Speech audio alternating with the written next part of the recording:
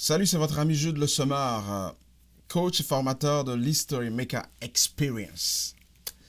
Alors, aujourd'hui, je vais vous parler d'un thème qui me touche, qui me fait réfléchir et qui me révolte des fois. Il s'agit de prendre sa place. Restez connectés, à très bientôt.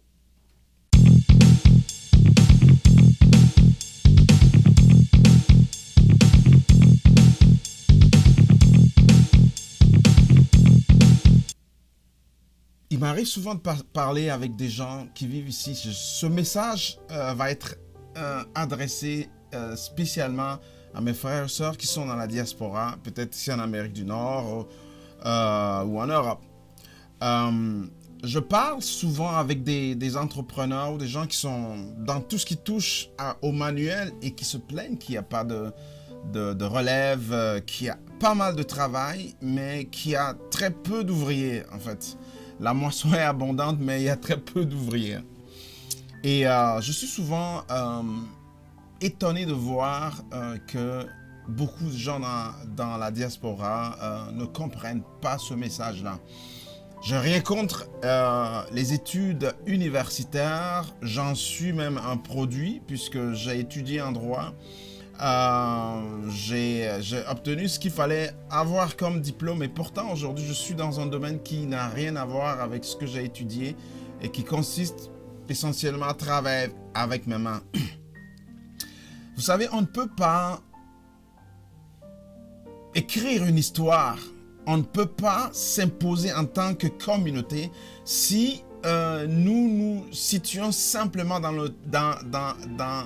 le secteur tertiaire, donc tout ce qui concerne le travail de bureau, etc. Et si je vois des gens qui sont à l'université, j'ai rien contre, je le dis, mais qui pensent que on changerait le monde seulement à étudier dans les universités.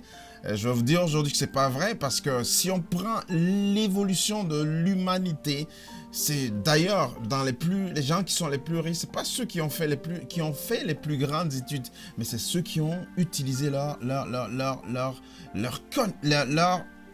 passion, je dirais. Des gens qui savent ce qu'ils sont et c'est ce qu'ils ont fait. Aujourd'hui, je regarde dans ma communauté, il manque des plombiers, il manque des mécaniciens et tout le monde a des voitures. Je vais vous surprendre, peut-être que vous le savez déjà, ça a été démontré, les études ont été faites et on a montré qu'un Africain, si vous voulez, ou un immigrant qui travaille, qui a son salaire, la durée de ce salaire dans ses comptes, dans ses poches, c'est 6 heures de temps. Donc quand il finit de payer ci et ça, et même l'épicerie des fois, ce n'est même pas eux qui le contrôlent. Donc 6 heures de temps, l'argent sort de la communauté. Tandis que quand on prend des communautés comme les Juifs et autres, l'argent reste dans la communauté presque 31 jours avant que ça ne sorte. Ça veut dire que l'argent a réussi à enrichir des gens pendant un mois avant que l'argent ne sorte. Tandis que chez moi, dans nos communautés, c'est 6 heures. Des fois, c'est même moins. Alors, ma question, c'est de dire, oui, c'est bien beau, on est dans cette communauté, on est dans cette société. Nous avons aussi une part à faire. Je me rappelle bien un des propriétaires de bâtisses où j'avais ma compagnie a dit, Jude, l'argent traîne à terre ici à Québec. Je dis, mais comment? Il dit, non, nos enfants ne veulent plus travailler, ils sont tous sur les ordinateurs, ils sont tous sur ce que le high-tech, c'est vrai, le high-tech, c'est un domaine lucratif qui rapporte, mais personne ne veut plus utiliser ses mains pour faire des travaux. Je dis, il dit l'argent traîne par terre. Et c'est vrai, quand on comprend que beaucoup de gens dans la communauté commencent à acheter des maisons, ils ont des voitures, il va avoir des problèmes de plomberie, il va avoir des problèmes d'électricité, tel, mais on n'a pas des gens qui font ça. Tout le monde en est à l'université. Il n'y a pas de mécanicien, il n'y a pas de... Nommez-les. Et je parlais même ce matin avec un entrepreneur qui était dans la toiture, qui me disait, oui, il a travaillé dans ce domaine-là pendant des années. C'est un domaine très lucratif qui apporte une solution aux toitures des gens. Mais le problème qu'il avait, ou qu'il a, oui, qu'il avait, c'était le problème de la main-d'œuvre. Donc, les gens peuvent venir aujourd'hui, demain, c'est les maux de tête, c'est les maux de je sais pas quoi, parce qu'il a trop fêté la veille. Donc, il y a un manque à gagner, il y a de la place. Donc, j'appelle à nous pour qu'on se réveille et qu'on commence à sortir de tout ce qui est trop bureau et aller sur le terrain. C'est comme ça qu'on devient une communauté forte, une communauté qui apporte une solution, qui est respectée. Parce que quand on a l'argent, on a un poids.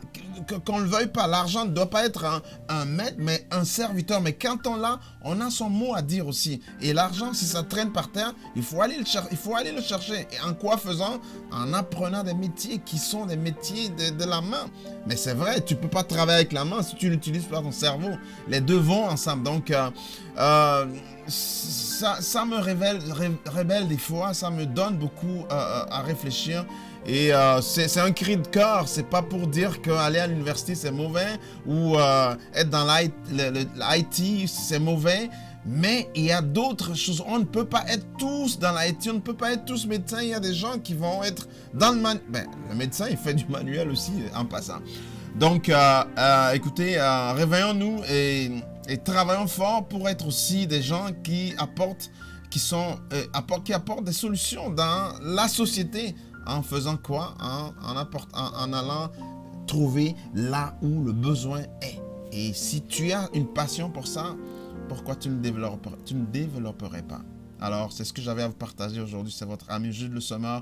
À très bientôt. Ciao!